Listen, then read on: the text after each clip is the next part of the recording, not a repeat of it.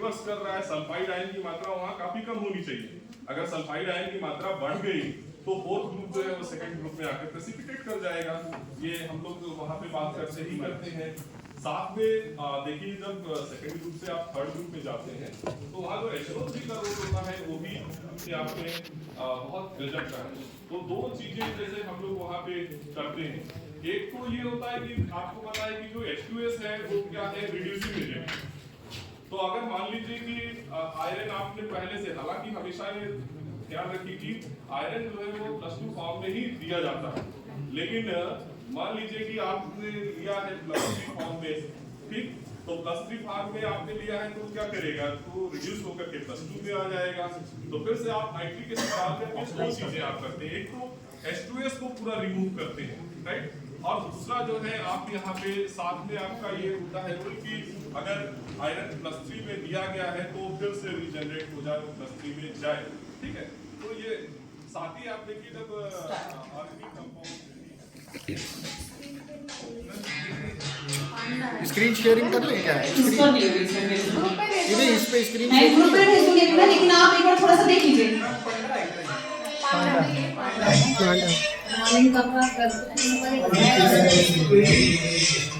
ध्यान दीजिएगा, बहुत बड़ी स्किल है इसमें।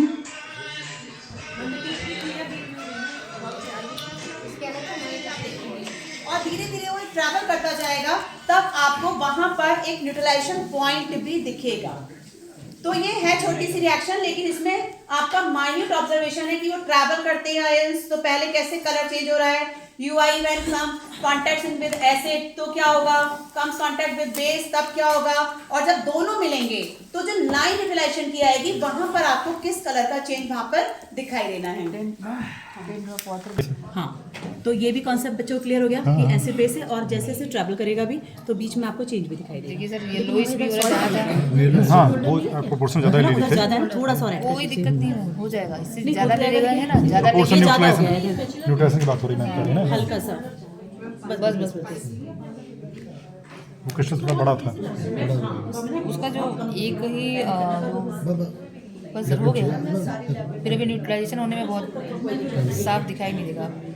अब सही हो रहा है। जहाँ जहाँ मिक्स होगा वहाँ देखिए सर येलोइश कलर आएगा धीरे धीरे। येलो कलर आ जाएगा। एक्चुअली क्या है, दो सर्कल में बीच में हो रहा पाउडर फॉर्म में थोड़ा सा दिखाई बीच में देता सर है। देखिए, बीच में हल्का सर हाँ। मिडिल में देखिए येलो। मैम थोड़ा ऊंचा करिए। अभी आप ये देखिए कि सेंटर में लाइन बनना स्टार्ट हो चुकी है। सर आप थोड़ा एक्सप्लेन कर देंगे जो आप ऑब्जर्व कर रहे हैं। एक्चुअली क्या है, जैसे ये एसिड है इसमें।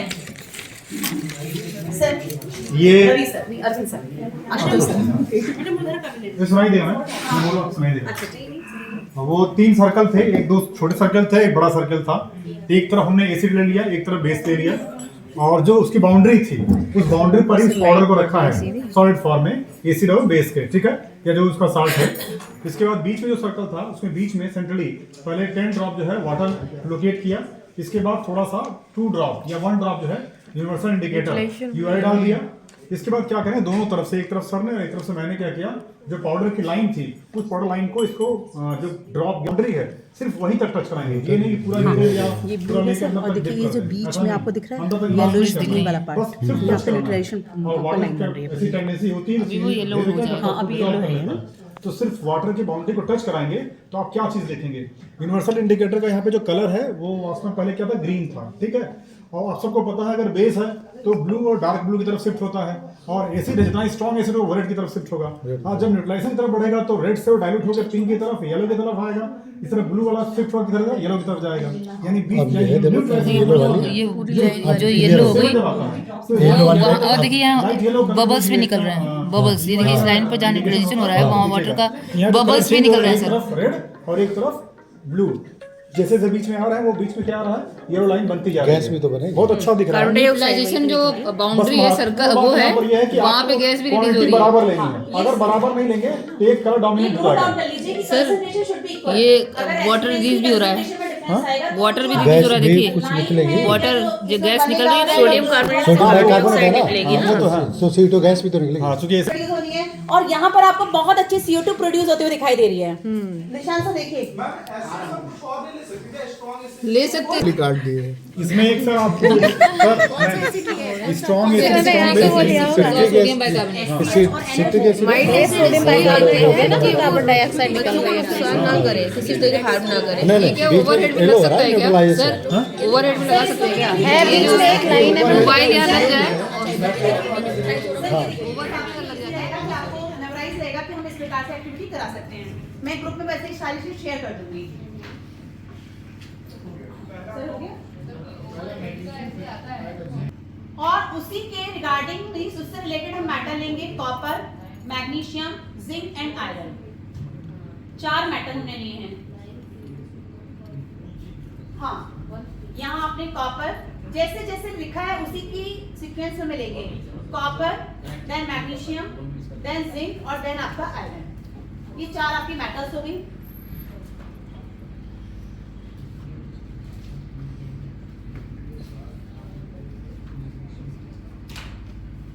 कौन आएंगे?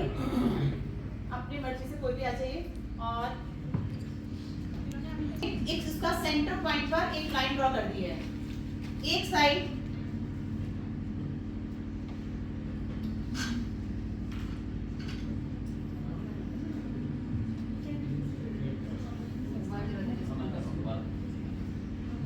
क्योंकि हम ये केमिकल्स यूज कर रहे हैं, पोटेशियम आयोडाइड और लेड नाइट्रेट। अगर हम 10th स्टैंडर्ड की बात करें तो ये हमारी बुक की सेकंड एक्टिविटी है, ठीक है। कैसे आपको बनाना है, वहां पर हम अभी तक जो कराए थे बीकर में, टेस्ट ट्यूब में, इन सब में येलो प्रेसिपिटेट बना के दिखाए थे बच्चों को। लेकिन आज हम इसको लिक्विड गोल्ड के रूप में दिखा रहे हैं। किस प्रकार से, पहले आपको इस तरह से एक ड्राइंग बना लेनी है। ड्राइंग बनाने के बाद ये पैट्री डिश लेंगे और इसको पैट्री डिश को 2/3, ठीक है, 2/3 हम इसको फिल कर लेंगे वाटर से।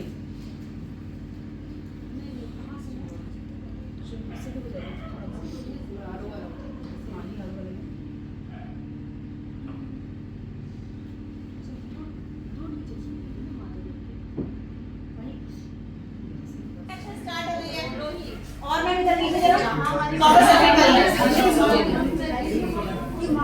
यहाँ पर कोई रिएक्शन नहीं हुई अभी तक। ऐसा है दोनों सॉल्यूशन। हाँ ये देखिए यहाँ पर कितना अच्छा रस्टिंग वाला कॉपर डिपॉजिट होता जा रहा है, कॉपर सल्फेट ये आपने किया था आयरन के साथ में। तो इस तरह से छोटे छोटे पीस पर भी, और केवल 2 ड्रॉप हमें लेना पड़ा है सॉल्यूशन का, 2 ml नहीं लेना पड़ा आज हमें, केवल only 2 drops of solution we can observe or we can perform the single displacement reaction। अब हम चलते हैं डबल की ओर।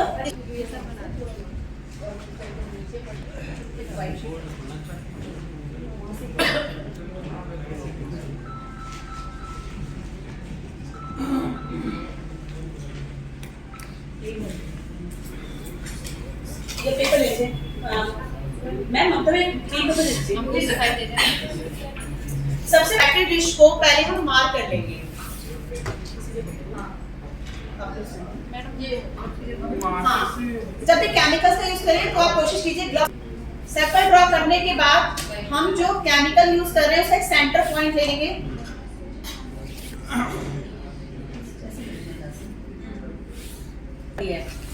एक साइड, क्योंकि हम ये केमिकल्स यूज कर रहे हैं पोटेशियम आयोडाइड और लेड नाइट्रेट, अगर हम 10th स्टैंडर्ड की बात करें तो ये हमारी बुक की सेकंड एक्टिविटी है, ठीक है। कैसे आपको बनाना है, वहां पर हम अभी तक जो कराए थे बीकर में, टेस्ट ट्यूब में, इन सब में येलो प्रेसिपिटेट बना के दिखाए थे बच्चों को। लेकिन आज हम इसको लिक्विड गोल्ड के रूप में दिखा रहे हैं। किस प्रकार से, पहले आपको इस तरह से एक ड्राइंग बना लेनी है। ड्राइंग बनाने के बाद ये पैट्री डिश लेंगे और इसको पैट्री डिश को 2/3, ठीक है, 2/3 हम इसको फिल कर लेंगे वाटर से।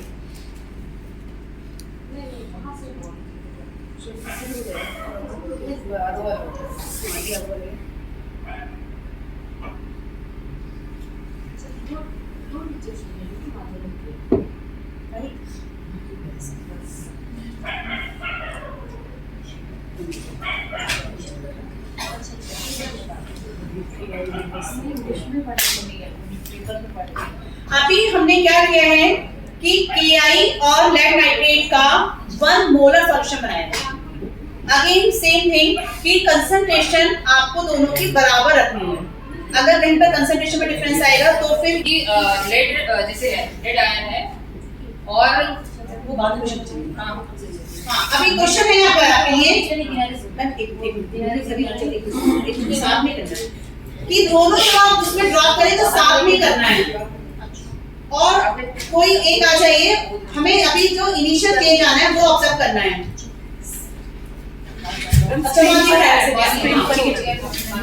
आपको करंट हो चाहिए तो पूरी स्क्रीन दिखेगी।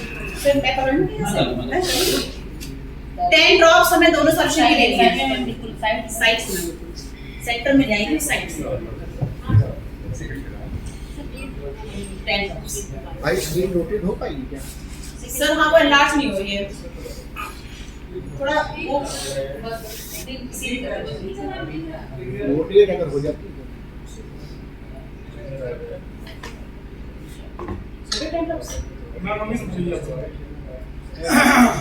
ऑप्शन नहीं। अब में से कौन से आयन हैवियर हैं? पहला क्वेश्चन। लेड नाइट्रेट है। आई ज्यादा है। आपको क्या लगता है कि ट्रैवल कौन फास्ट करेगा?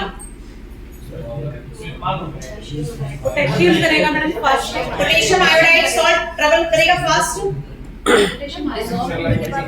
सोच लीजिए। पोटेशियम आयन और I माइनस हो गया। Ma'am after dissolving the Ki is K plus and I minus ना। ठीक है। पोटेशियम आयोडाइड सॉल्ट जैसा तो वो रही नहीं लगा नहीं, उसमें से जो हमारा आयन है आयोडाइड लगता है। ठीक है, दोनों साइड अगर हम देखें तो K प्लस हो गया, I माइनस हो गया, वो Pb 2 प्लस में चला गया, NO3 माइनस हो जाएगा। तो जो ट्रैवलिंग हमारा रहेगा वो किस पर डिपेंड करता है? आयोडाइड मुझे लगता है ज्यादा ट्रेवल करेगा। मुझे लग रहा है कि आयोडाइड ज्यादा ट्रेवल करेगा। आयोडाइड ज्यादा ट्रैवल करेगा। आप क्या करेंगे? Ma'am K positive potassium will travel fast. Okay, in comparison to iodide. Iodide I minus और लेड पे ध्यान देना होगा। एनर्जी ऑफ हाइड्रेशन पर भी ध्यान देना होगा। हाँ, तो हाइड्रेशन एनर्जी है ना। हाँ, ठीक है सर, सभी आयोडाइड ही करेगा ट्रेवल। सर वैसे तो साइज के इन्वर्सली होता है ना। कॉपर का वायर है,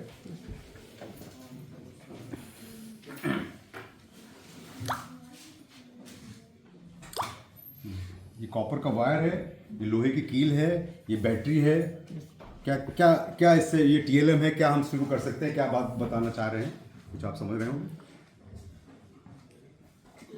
एक तो रोटेशन शो कर सकते हैं। हाँ, इंडक्शन इफेक्ट। हाँ, क्या होगा? क्या होगा? बिल्कुल ठीक है। इंडक्शन इफेक्ट में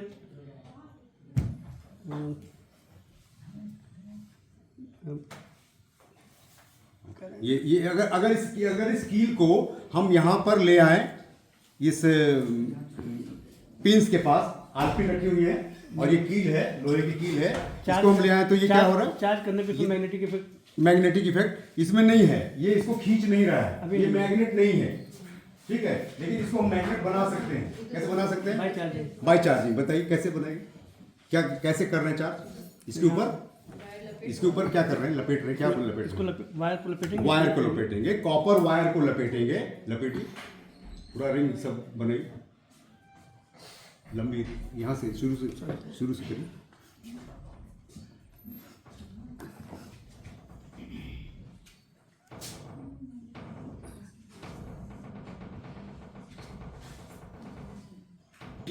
है थोड़ा सा नहीं लग रहा है? देखिए अब इसके ऊपर कुछ असर आ रहा है थोड़ी देर बाद। क्या ये खींच रहा है कोई भी पिन को? किसी भी पिन को खींचने का है? नहीं सर, अभी नहीं आ रहा। आने दीजिए, उसमें आएगा। अच्छे से दबा के रखिए। इसको टच तो नहीं हो रहा है?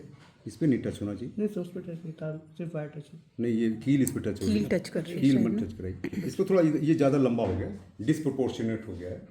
इसका प्रोपोर्शन दोनों तरफ तारों को थोड़ा ज़्यादा निकालिए। यस, ठीक है।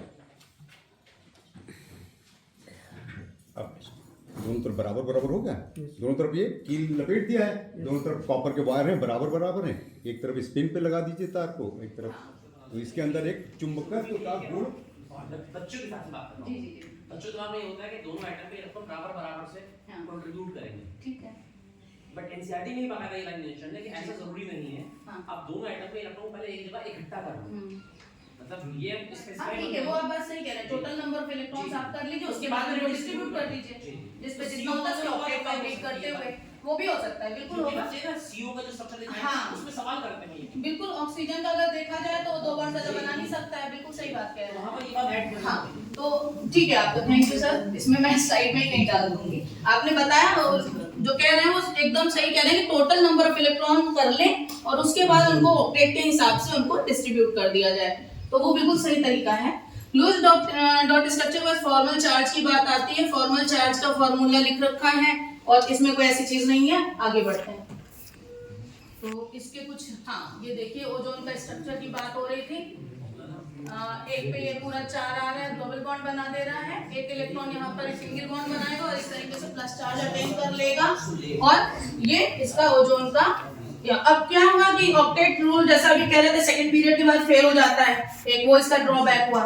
दूसरा ये होता है कि इसने जो है कोवलेंट बॉन्ड के बारे में कोई बात नहीं कही। आगे इन्होंने जैसे लिथियम वगैरह है, इसमें आप बात करें तो ऑक्टेट ही नहीं है।